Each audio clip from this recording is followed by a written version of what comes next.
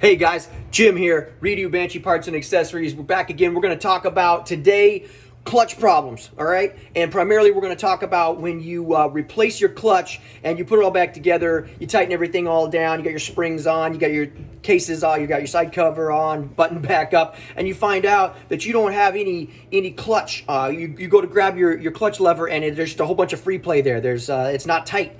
You find out that your clutch is not it's fully disengaged. It's not engaging at all. So you're like, damn, what's going on here? Like, what the hell? So anyways, I'm going to show you a common mistake that people do when they put their clutches back together. They do not get the pressure plate put on the inner clutch hub correctly, and so it doesn't put pressure against the clutch plate. So I'm going to turn my video camera around here in just a second, and I'm going to show you guys what it looks like, or what it should look like, a real easy way to know if you've got this pressure plate put on correctly so that you don't have clutch problems like I've had in the past. All right, so check it out. I'm going to turn my video around right now, and we're going to get at it.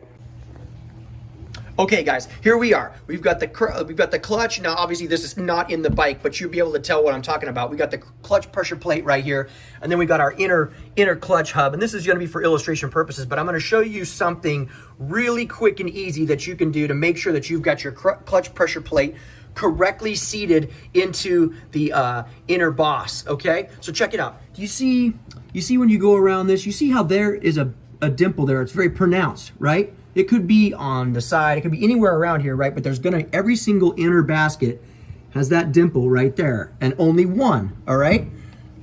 Now you can see that there's some other ones, but these aren't as pronounced, right? You can see that one's deep. All these other ones are just castings, okay? Now, when you look at the pressure plate, check this out.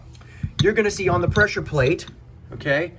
You're gonna see there's an arrow, okay? And then there's an arrow, and then there's an arrow, okay? Well, those arrows are meant to line up with that dot right there, that deep one, okay? If you don't line it up, I'm gonna show you, okay? So check it out. What we're gonna do is we're gonna take the arrow, okay? And we're gonna put this pressure plate on, but we're not gonna line it up like this. We're gonna line it up just one off, and I'm gonna show you what happens, okay? So here we go. We're gonna put this thing on here, line it up, and you can see, obviously, that the arrow is not lined up with the dot, okay? Now we're gonna push this on. We're gonna try to slide it in. Okay, now check it out. Look at this. You see all this floppiness with your clutch here? Okay? It's not seating down against the clutch plates. See how there's a gap? Right? Now check this out. I'm gonna pull this off. Okay, you see these dogs? They've got to fit inside those grooves, okay?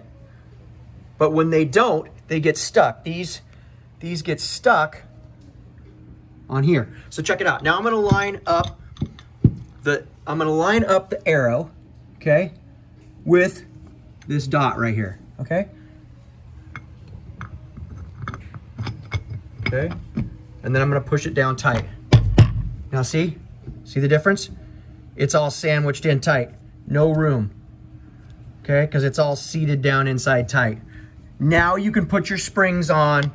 Now you can tighten everything back up. But if you put it on the other way, your clutch is going to be all floppy and all loose in there, and you're not going to have pressure. That pressure plate's not doing its job by putting pressure against the clutch. That is the most common reason why clutches don't work when you put them back together. And hopefully that was a quick and easy way for you guys to know if you're putting that thing on right. You can just take that clutch cover back off, check it right quick, just pull the pressure plate off, and you'll be good to go.